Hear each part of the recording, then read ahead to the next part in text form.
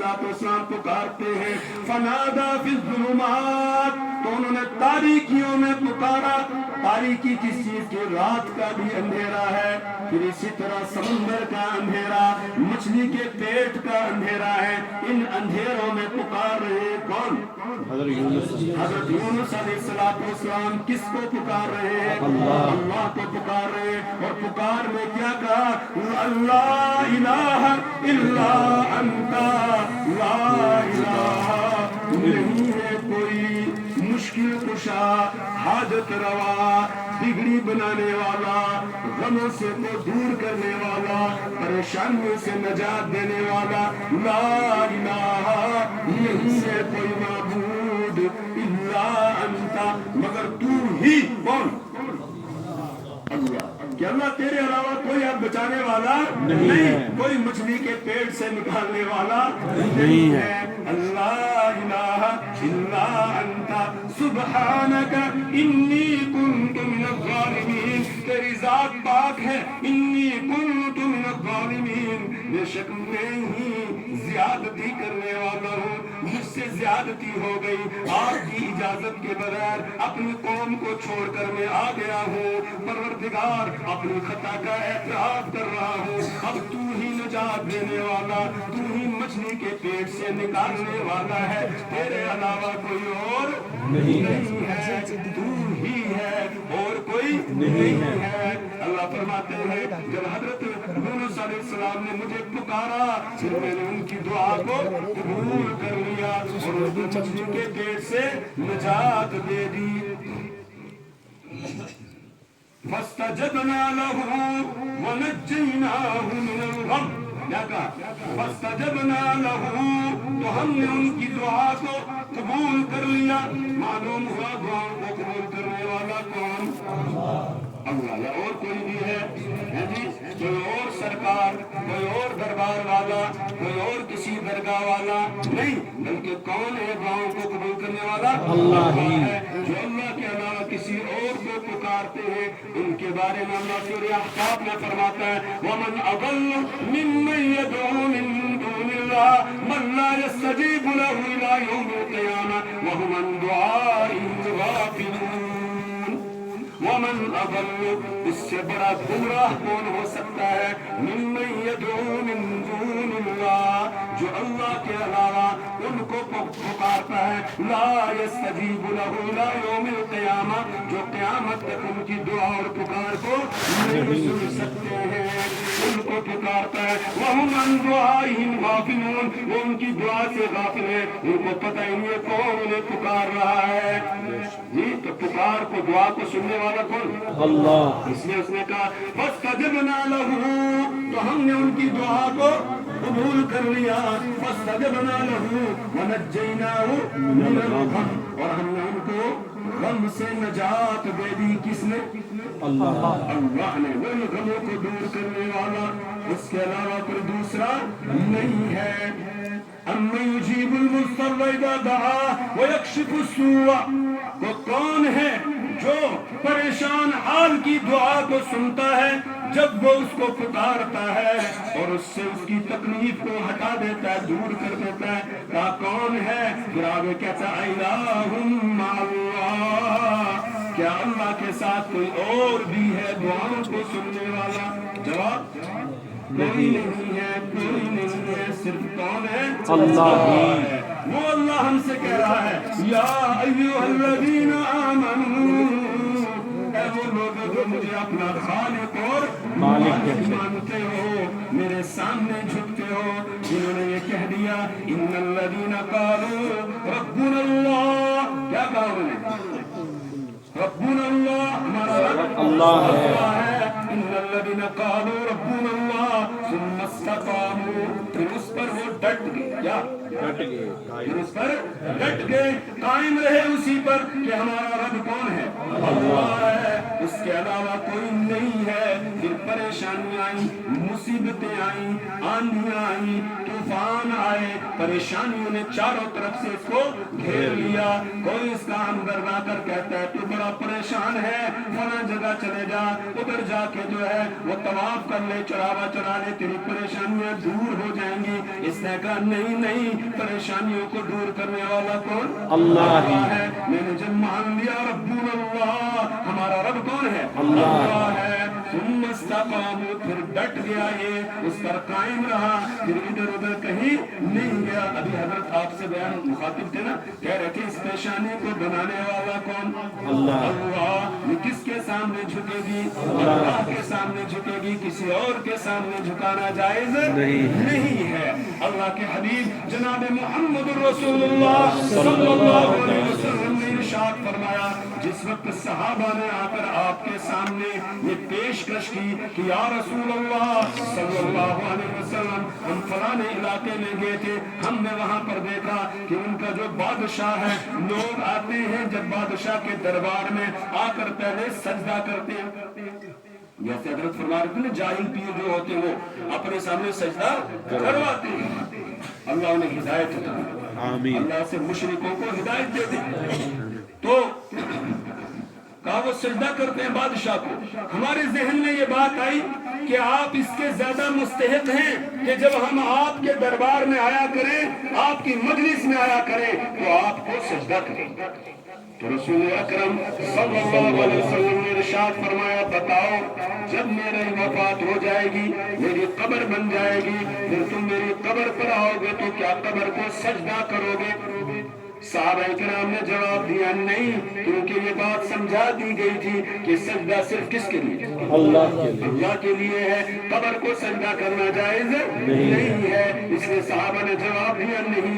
रसूल अकरम सल्लल्लाहु अलैहि वसल्लम ने फरमाया कि अगर मैं अपनी मेरी शरीयत में अल्लाह के अलावा किसी और को सजदा करना जायज होता, न अमरतुन निसा अन यस्जुदन लिअज़वाजिहिन्ना, तो मैं औरतों को हुक्म देता कि वो अपने शोहरों को सजदा किया करें एहतरामन और ताज़ीमन। लेकिन मेरी शरीयत में अल्लाह के अलावा किसी और को सजदा करना जायज नहीं है। इसलिए मैं ये भी हुक्म दे नहीं सकता, वो सजदा सिर्फ किसको? अल्लाह को करना है, किसी और को नहीं करना है। तो जिसने ये कह दिया कि हमारा रब कौन है? अल्लाह है, उसके अलावा कोई नहीं है, फिर इस पर डट गया वो, फिर परेशानियां आई, मुसीबतें आई, उन तमाम को ये बर्दाश्त करता रहा, लेकिन मांगता किससे रहा? अल्लाह से। अल्लाह ही से, क्योंकि वही दुआओं को सुनने वाला। इसलिए उसने यहाँ कहा वकदालिका नुंजिल, आगे पढ़ो, वकदालिका नुंजिल मुमिनीन, इसी तरह हम ईमान वालों को नजात देते हैं। किसको? ईमान वालों को नजात देते हैं, ईमान वालों को परेशानियों से निकालते हैं। कौन निकालता है? अल्लाह निकालता है, उसके अलावा कोई दूसरा नहीं निकालता है। तो ये जिस्म किसने बनाया? अल्लाह ने बनाया है। हम खुद नहीं आए, बल्कि वो हमें भेजने वाला है, वो हमें लाने वाला है। ये जिस्म हमारे पास उसकी अमानत, इसीलिए खुदकुशी करना हराम है। बोलो खुदकुशी करना हराम है। अपने आप को खुद मार डालना जहर खाकर या कहीं ऊपर लटका के या किसी और तरीके से, ये क्या है? हराम। क्यों? इसलिए कि जिस्म हमारा अपना नहीं, बल्कि किसका? अल्लाह। उसकी अमानत है हमारे पास, और जब उसकी अमानत है तो अब इस जिस्म के ऊपर जो अहकाम चल जारी होंगे, जो कवानीन चलेंगे, वो किसके चलेंगे? अल्लाह के चलेंगे, हमारे अपने नहीं चलेंगे। इसलिए वो कहता है या अय्युहल्लज़ीना आमनू दुखुलू फिस्सिल्मी, ऐ ईमान वालों इस्लाम में पूरे दाखिल हो जाओ, और जो अहकामात इस जिस्म के ऊपर हमने जारी करने हैं, जो कवानीन उसने हमें अता किए हैं, उसी का नाम इस्लाम है। उसी का नाम क्या है? इस्लाम। हम मुसलमान है ना, मुसलमान किसको कहते हैं? जो इस्लाम को मानता है, इस्लाम पर चलता है, उसी को क्या कहते हैं? मुसलमान कहते हैं। जो इस्लाम वाला है उसी को क्या कहते हैं? मुसलमान कहते हैं। और अल्लाह के नजदीक दीन है ही इस्लाम, उसके अलावा कोई दीन और है नहीं। इन्ना दीन इंदल्लाहि इस्लाम, दीन अल्लाह के नजदीक इस्लाम है। वमन यब्तगि गैरल इस्लाम दीनन फलन युक़बल मिन्हु, जो इस्लाम के अलावा कोई और दीन लेकर आएगा वो कबूल नहीं किया जाएगा। सिर्फ इस्लाम ही अल्लाह के नजदीक दीन है। ठीक, تو جو اس نے ہمیں قوانین دیے ہیں جو اس جسم کے اوپر ہمیں لاگو کرنے ہیں، جن قوانین کے مطابق ہمیں زندگی گزارنی ہے، اس قانون کا نام کیا ہے؟ اسلام۔ اس قانون کا نام کیا ہے؟ اسلام ہے۔ اور اسلام کا خلاصہ تین چیزیں، کتنی؟ تین چیزیں ہیں۔ نمبر ایک، کچھ چیزیں ماننے کی ہیں۔ کچھ چیزیں کیا ہیں؟ ماننے کی ہیں۔ اور کچھ چیزیں کرنے کی ہیں، اور کچھ چیزیں نہ کرنے کی ہیں۔ تو اسلام کا خلاصہ تین باتیں۔ کتنی باتیں؟ تین باتیں۔ نمبر ایک، کچھ چیزوں کو ہم نے ماننا ہے، ٹھیک، اور کچھ کام کرنے کے ہیں، کچھ نہ کرنے کے ہیں۔ اور جو آدمی ان تینوں چیزوں کو لے لے گا وہ ہے مسلمان۔ وہ کیا ہے؟ مسلمان، وہ ہے اسلام والا۔ ماننا کیا ہے؟ سب سے پہلے نمبر پر کچھ چیزیں ہیں جو ماننا کی۔ ماننا کیا ہے؟ ایمان مفصل یاد ہے، آمنت باللہ وملائکتہ وکتبہ ورسلہ والیوم الآخر والقدر خیرہ وشرہ من اللہ تعالی والبعث بعد الموت۔ یہ ہے ماننے کی چیزیں۔ آمنت باللہ، میں ایمان لایا کس پر؟ اللہ پر۔ اللہ پر ایمان لانے کا مطلب کیا؟ اس پوری کائنات کو پیدا کرنے والا وہی، اس پوری کائنات کے نظام کو چلانے والا وہی، دعاؤں کو سننے والا وہ، مشکلات کو دور کرنے والا وہ، حاجتوں کو پورا کرنے والا وہ، بیٹے دینے والا وہ، بیٹیاں دینے والا وہ۔ بیٹے کون دیتے ہیں؟ اللہ۔ یہ یا کوئی اور بابا تو نہیں دیتا ہے؟ ہاں، یا ہے کوئی بابا والا؟ نہیں، کون دیتا ہے؟ اللہ دیتا ہے۔ اسی لیے سورہ شورا کے اندر وہ فرماتا ہے یَهَبُ لِمَن يَشَاءُ إِنَاثًا وَيَهَبُ لِمَن يَشَاءُ الذُّكُورَ أَوْ يُزَوِّجُهُمْ ذُكْرَانًا وَإِنَاثًا وَيَجْعَلُ مَن يَشَاءُ عَقِيمًا۔ یَهَبُ لِمَن يَشَاءُ إِنَاثًا، وہ جسے چاہتا ہے بیٹیاں ہی بیٹیاں دیتا ہے۔ وَيَهَبُ لِمَن يَشَاءُ الذُّكُورَ، اور جسے چاہتا ہے بیٹے ہی بیٹے دیتا ہے۔ بیٹی نہیں ہوتی ہے، صرف بیٹے ہی بیٹے ہوتے ہیں، جن کے صرف بیٹے ہیں بیٹیاں نہیں ہیں۔ أَوْ يُزَوِّجُهُمْ ذُكْرَانًا وَإِنَاثًا، اور جسے چاہتا ہے بیٹے بھی دیتا ہے اور بیٹیاں بھی دیتا ہے۔ وَيَجْعَلُ مَن يَشَاءُ عَقِيمًا، اور جسے چاہتا ہے باز بنا دیتا ہے، نہ بیٹے دیتا ہے نہ بیٹیاں دیتا ہے۔ کون؟ اللہ۔ بیٹیاں دینے والا اللہ ہے۔ یہاں ایک نکتے کی بات بھی سن لے، علامہ بغوی رحمہ اللہ کی تفسیر ہے معالم التنزیل، اس نے اس آیت کی تفسیر میں لکھا ہے جس عورت کو نکاح کے بعد پہلے نمبر پر بیٹی پیدا ہوتی ہے وہ عورت مبارک ہوتی ہے۔ کون سی عورت؟ جس عورت کے یہاں نکاح کے بعد پہلی اولاد کیا ہوتی ہے؟ بیٹا نہیں بلکہ بیٹی ہوتی ہے۔ کیوں؟ اس لیے کہ قرآن نے پہلے بیٹیوں کا ذکر کیا، بیٹوں کا بیٹیوں کا۔ لہذا جس گھر میں پہلے نمبر پر بیٹی آتی ہے وہ گھر مبارک۔ وہ جس عورت کے یہاں بیٹی پیدا ہو وہ عورت بھی مبارک ہے، اور جس شوہر کے یہاں یہ بیٹی پیدا ہو وہ بھی کیا ہے؟ کیوں؟ اس لیے کہ اللہ نے اپنے نبی کو پہلے نمبر پر کیا دی ہے؟ بیٹی حضرت زینب رضی اللہ تعالی عنہا ہے۔ تو بیٹے دینے والا بیٹے دینے والا کون؟ اللہ ہے۔ اور جب وہ اللہ ہے تو اب ہمیں ماننا ہے کہ وہی سب کچھ دینے والا، وہی بگڑی بنانے والا، اس کے علاوہ کوئی نہیں ہے۔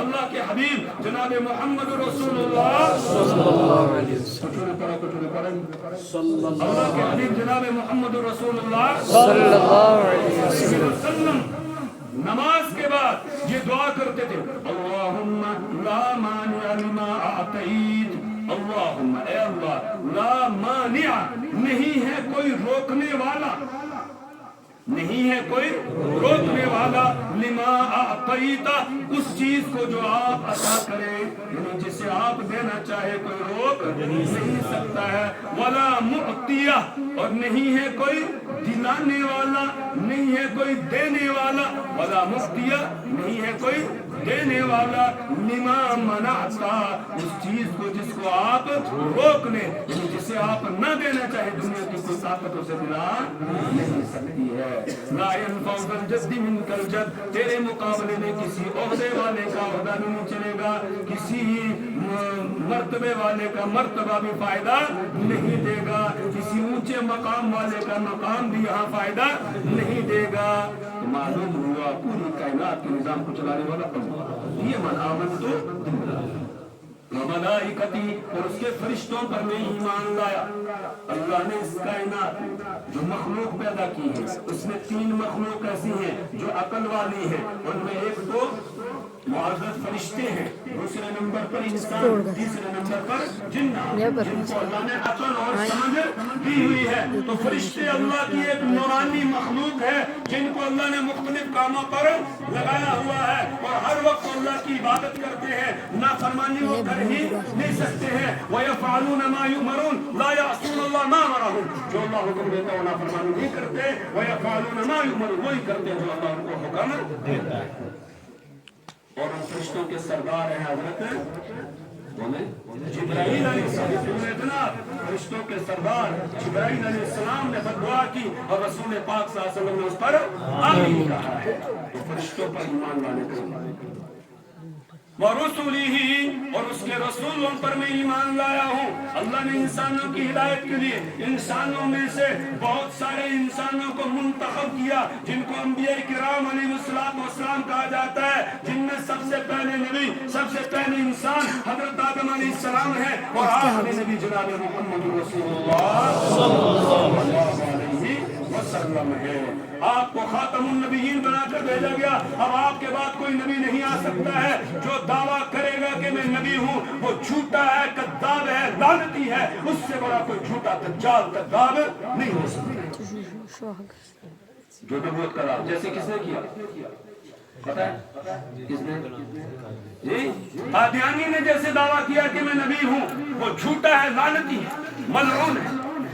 کوئی نبوت کا دعویٰ آپ کے بعد نہیں کر سکتا ہے آپ خاتم النبیین ہیں ختم نبوت کا تاج آپ کے سر پر سجایا گیا ہے لہذا آپ کے بعد اگر کوئی نبوت کا دعویٰ کرتا ہے وہ جھوٹا ہے اور کذاب ہے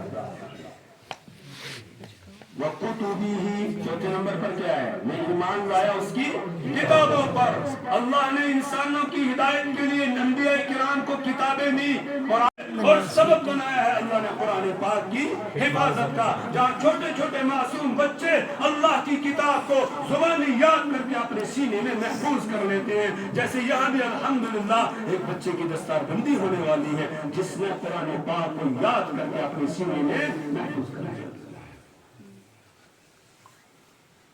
آمنت بالله وملائكته وكتبه ورسله واليوم الآخر اور آخری دن پر میں ایمان لایا ہوں آخری دن سے مراد کیا ہے جس دن اس کائنات کو اللہ ختم کر دے گا ایک وقت آئے گا اس کائنات کو اللہ ختم کر دے گا نہ آسمان رہے گا نہ زمین رہے گی کوئی چیز باقی نہیں رہے گی کل من علیہا فان ویبقى وجہ ربک ذو الجلال والاکرام سب فنا ہو جائیں گے صرف اللہ کی ذات باقی رہے گی اور کوئی باقی رہے گا یہاں تک کہ اسرائیل ملک الموت اس کو بھی موت آ جائے گی اللہ اس سے بھی کہے گا انت خلق من خلقی فتمت کہ تو بھی فمت کہ تو بھی میری مخلوق میں سے ایک مخلوق ہے لہذا تو بھی مر جا اسے بھی موت آ جائے گی تو یہ آخری دن ایک آنے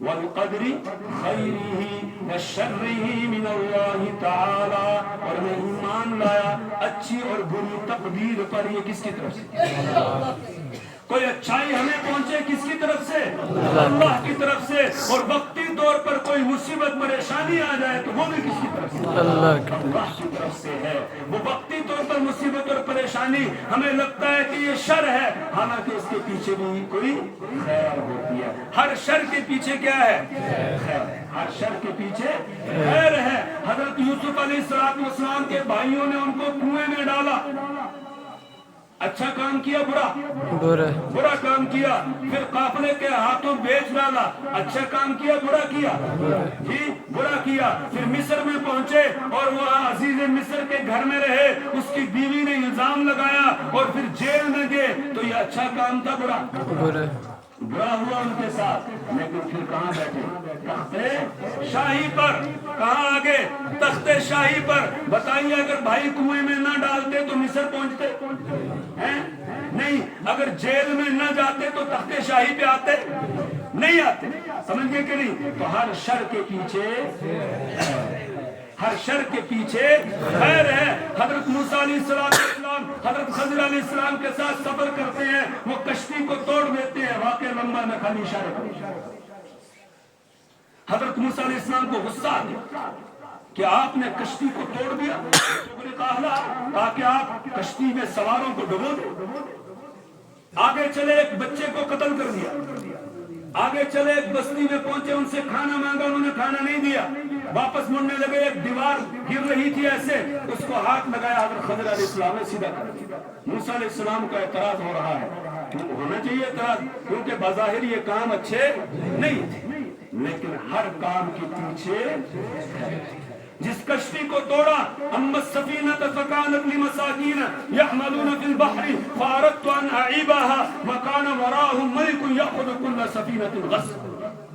کہ وہ کشتی جو میں نے توڑی تھی اس لیے اس کو توڑی کہ اس کو میں عیبدار کر دوں، یہ ٹوٹی ہوئی کشتی بن جائے تو پھر سامنے کا بادشاہ اس کو چھینے گا نہیں، ورنہ اچھی کشتی کو وہ چھین لیتا. تو عیبدار کر دیا اس کو تاکہ بادشاہ کے چھیننے سے بچ جائے. تو یہ عیب جو لگایا، تختہ نکالا، اچھا کام ہوا برا؟ پہلے کیا تھا؟ برا. لیکن جب اس کی حقیقت سامنے آ گئی تو یہی کیا ہے؟ جس بچے کو قتل کیا تھا اس کے بارے میں کہا کہ یہ بچہ بڑا ہو کے نافرمان ہوتا، اس کے ماں باپ بڑے نیک تھے، وہ اس سے بڑی محبت کرتے تھے. اندیشہ تھا اس بات کا کہ اس بچے کی محبت میں ماں باپ بھی گمراہ ہو جاتی ہے، اور اب اس کو قتل کر دیا گیا. اب اللہ ان کو اور کوئی بچہ دے گا جو بہت نیک ہوگا. پھر اللہ نے ایک بیٹی ان کو دی، اس بیٹی سے آگے نبیوں کا سلسلہ چلتا ہے. تو بچے کو جو قتل کیا اچھا کام تھا برا؟ بظاہر کیا تھا؟ برا. لیکن اس کے پیچھے خیر چھپی ہوئی ہے. جس دیوار کو سیدھا کیا تھا، اس دیوار کے نیچے اس کے ماں باپ نے، وہ بہت نیک تھے، جب ان کی موت کا وقت آیا تو اس نے خزانہ نیچے رکھا، اوپر دیوار بنا دی. اگر دیوار سیدھی نہ کی جاتی دیوار گر جاتی. بستی والے لوگ اچھے نہیں تھے، وہ خزانہ نکال کے لے جاتے، یتیم بچوں کا حق کھا جاتے. تو اس کے پیچھے بظاہر تو وہ کام اچھا نہیں تھا، لیکن اب اس کے پیچھے کیا ہے؟ خیر چھپی ہوئی ہے. تو معلوم ہوا ہر شر کے پیچھے خیر ہے. والقدر خیره وشره من اللہ تعالی والبعث بعد الموت. اور یہ ماننا ہے کہ مرنے کے بعد ایک دن اللہ ہمیں زندہ کرے گا، اور زندہ کرنے کے بعد ہماری زندگی کا حساب ہوگا. نامہ اعمال سامنے لا کے رکھ دیا جائے گا اور کہا جائے گا اقرأ کتابک، اپنا نام اعمال اور دیکھو اس میں کیا لکھا ہوا ہے. ہمارا ایک ایک عمل اس میں لکھا ہوا ہوگا.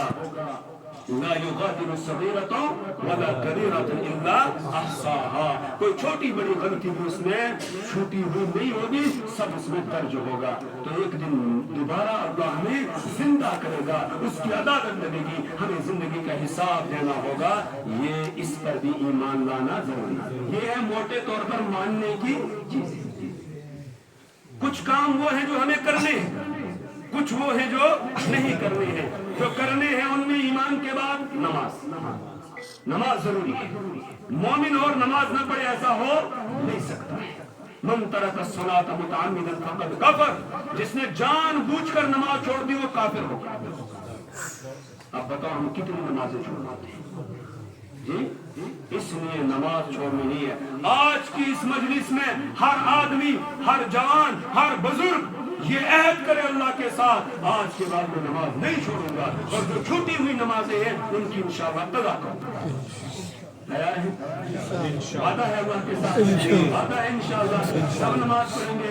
اور خود بھی نماز پڑھنی، اپنے بچوں کو بھی نماز کے لیے کہنا ہے وَأْمُرْ أَهْلَكَ بِالصَّلَاةِ وَاصْطَبِرْ عَلَيْهَا.